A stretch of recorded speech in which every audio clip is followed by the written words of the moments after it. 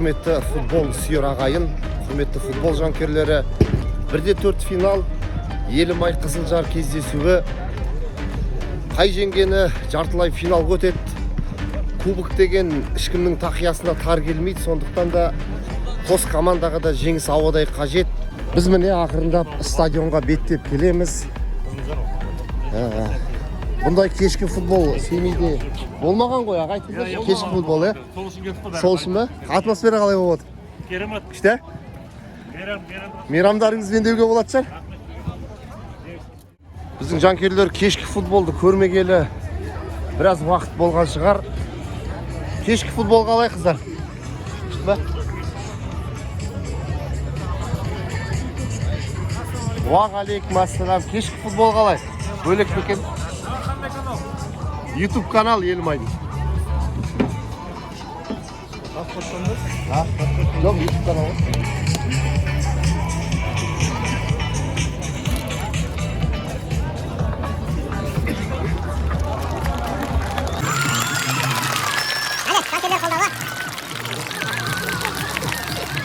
Семей жанкерлері, бүгінгі Елімай Қызылжар ойына қош келдіңіздер!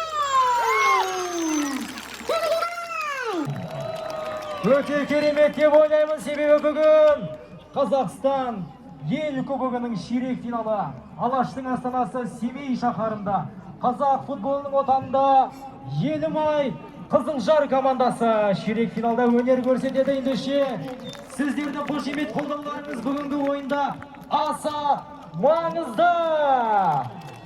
Алға! Алға! Алға! Алға! Алға! 77 нөмір қорғаушы Дмитрий! Егор! Семейдің адал жанкерлерінің бірі осы Жарқындege бауырым. Бүгінгі кешкі атмосфера қалай? Әкеме өтке керем қалды. Кешкі бөлеге? Юрий Перцов және де шабуыл шебінде 29 нөмірде Роберт Эндип. Қонақ команда. Роберт Эндип Дамбе. Қызылжар жалпы оңай шағылар жаңғақ емес. Бұл команда 92 нөмірде Квентин. Міне Али Алиев, міне көрдіңіз да шыбам. Квентин Корнет. 92 нөмірде. Міне бүгінгі ойынға бұл стадион дайын десе болады. Бар жүйесі іске қосылған. Жігіттер сақадай сай. Біз команданың алаңға беттеуіне дайындалып Тимур Будин. Помнишь это? Ай, красавчик. Каблинді көріп тұрмыз. Бірінші лиганың чемпион Денис Удач. Спасибо. Ойыншылар түгіл төрешінің өзі дайындалып тұр. Төрешіге де артылатын жүк ауыр бүгін. Әрине жауапты кезең. Сауатты, нақты, тиянақты болу керек төреші деген. Соған жұмыс жасайды ол кісілерде.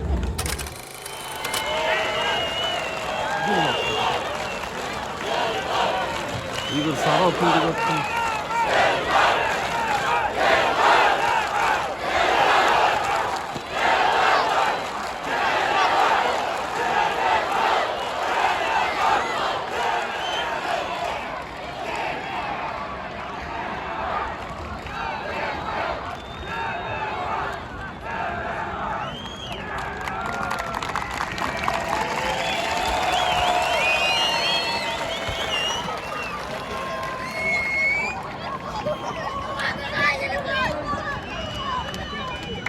Oyuncular kol almasat.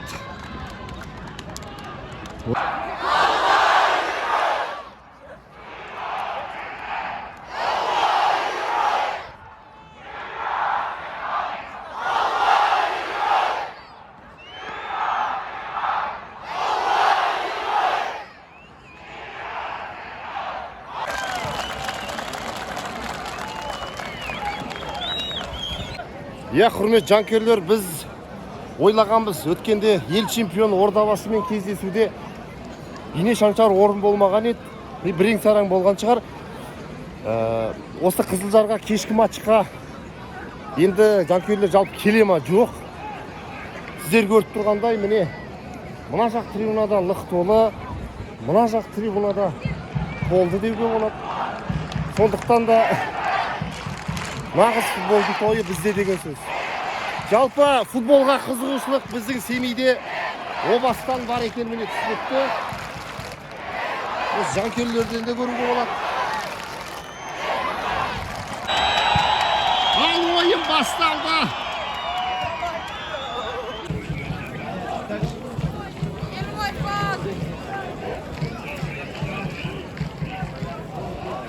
Жанкүйерлердің көңіл-күйі тамаша.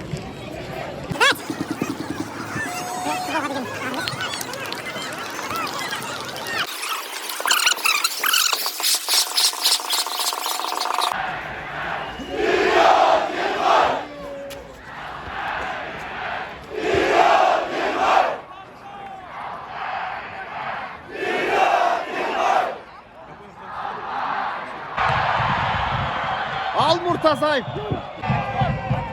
Бұрын түнгі футболды чемпиондар лигасынан көруші едік. Қазір міне өзіміздің қаламызда көріп отырмыз. Шамко кімге жеткізер екен? Карзумбаспен.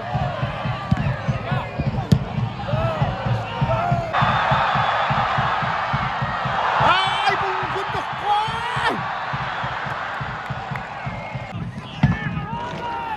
Біз жалпы бір нәрсені байқап біліп отырмыз. Енді Қызылжар шыны керек чемпиондыққа таласатын бір бейне бір ордабасы, Ақтөбе сияқты команда емес. Дегенмен өте сауатты ойнайды. Әлиялиевтің шәкірттері өте жылдам қимылдайды. Жалпы футбол ойнағысы келетін команда. Сондықтан олай қарсылас көруге болмайды, қарсылас сыйлау керек. Көріп тұрмыз, бағанадан бір аса қатты шабуыл көріп тұрған жоқпыз. Дегенмен қос команда тарапынан да бір команда міндетті түрде жеңу керек.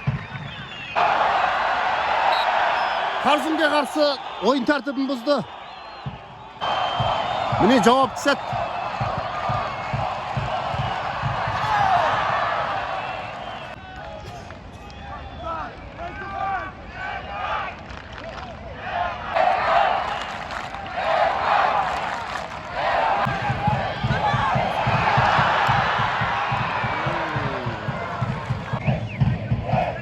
Қызылжар қақпашысы ойынды бастаудан асықпайды.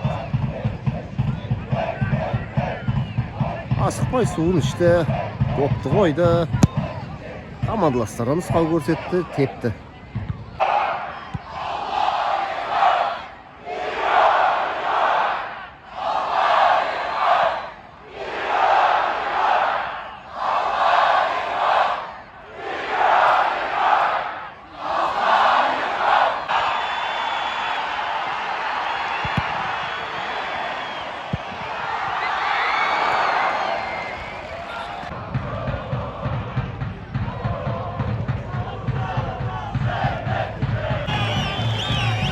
Бүгін міне қазақстандық бапкерлердің арасындағы текетірес деуге болады. Андрей Карпович және Әлиялиев.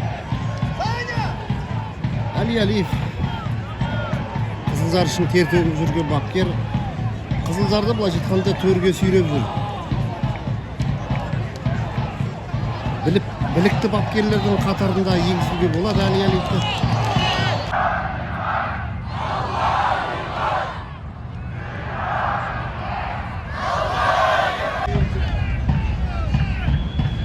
Әлиялиев мазасыздануда. Осындай жанкүйерлердің алдында жеңгісі келеді.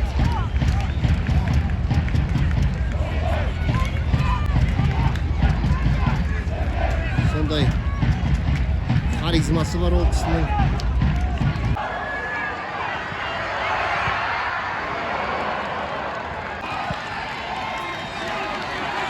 Мұртазиня!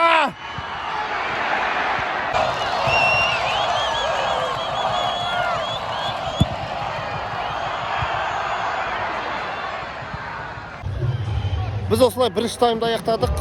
Енді ойын аса бір қарқынмен өткен жоқ. Сәл бәсең болды. Бұрыштама допта аз болды. Ойын тәртібі енді. Қызықтың көкесі екінші таймда болу керек. Әли Алиевтің ойлағаны бар. Андрей Карповичтің де бір атарға оғы бар. Міне.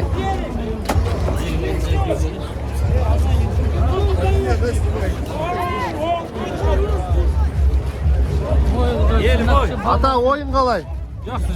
Бола ма? Ал, ойын. Жақсы ба? Екінші тайм вообще жақсы болады. Гол керек, гол. Гол ма? Түнгі футбол қалай аға?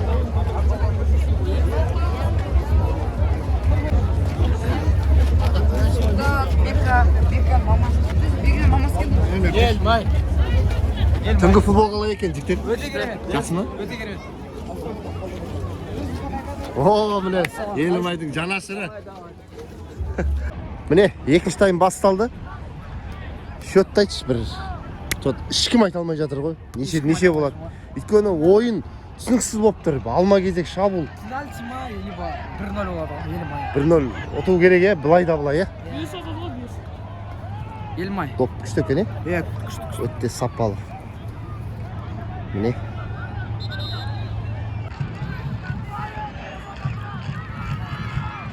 Ал.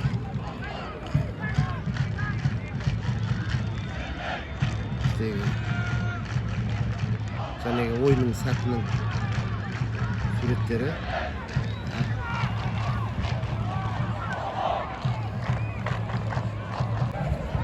Жаттығуға кірісті. Сергей Кейлер, Али Найманов, Жанали Пайруз.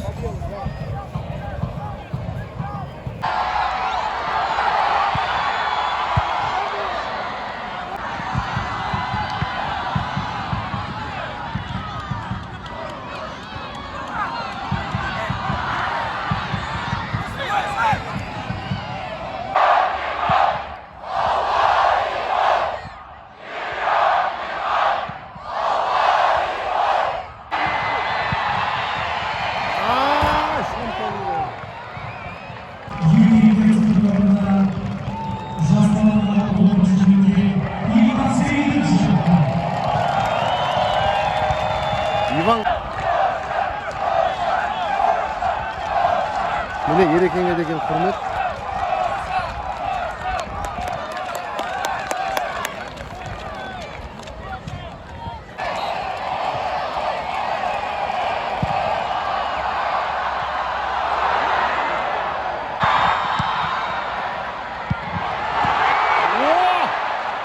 Бағанадан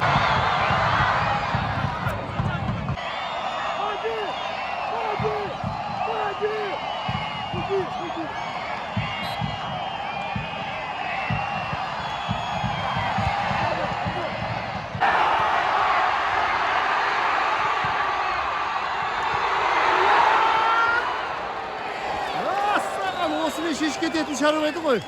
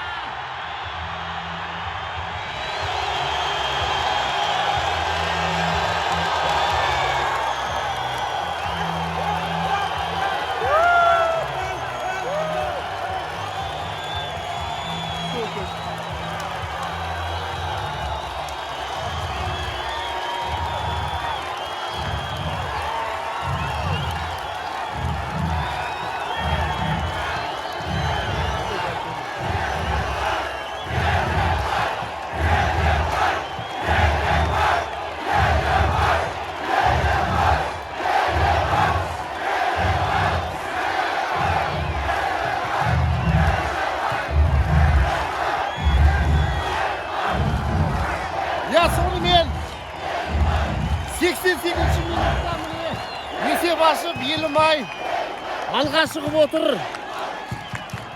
87-ші минутта есеп ашқан Елімай ойыншысы Никита! Ұзар! Ортасы аяп!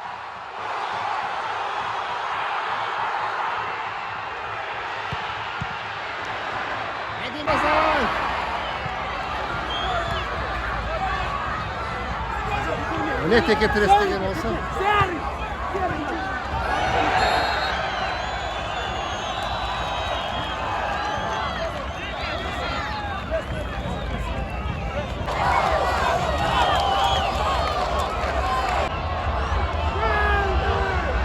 Шамко. Семейліктер баршаларыңызды бүгінгі жеңіспен шын жүректен құттықтаймыз. Елімай ел кубогының жартылай финалына жолдады. Құрметті семейліктер! Қазақ футболы оралына осылайша қазақ футболы қайда оралды. Баршаларыңызды келесі ойында күтеміз, құрметті жан.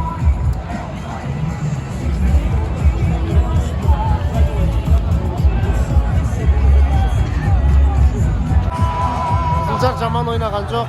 Өзіндік ойын өрнегін көрсетті. Ойында бір ғана мүмкіндік шешіп кететін тағы бар ғой. Андрей Владимирович, поздравляю. Удачи. Ива, хорош. Спасибо.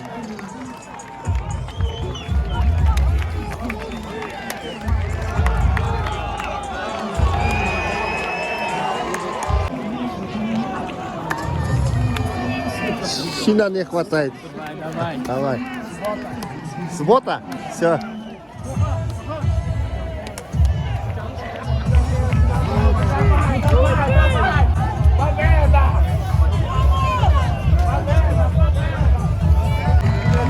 Спас команда. Поздравляю. Да. Спасибо, рады, что прошли дальше в Кубке. Как мы и говорили, что у нас задачи во всех турнирах, и самая главная задача — это выигрывать каждый матч. То есть рады, что сегодня получилось.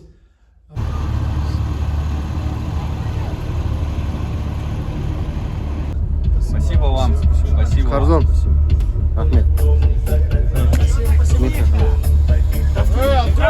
Спасибо.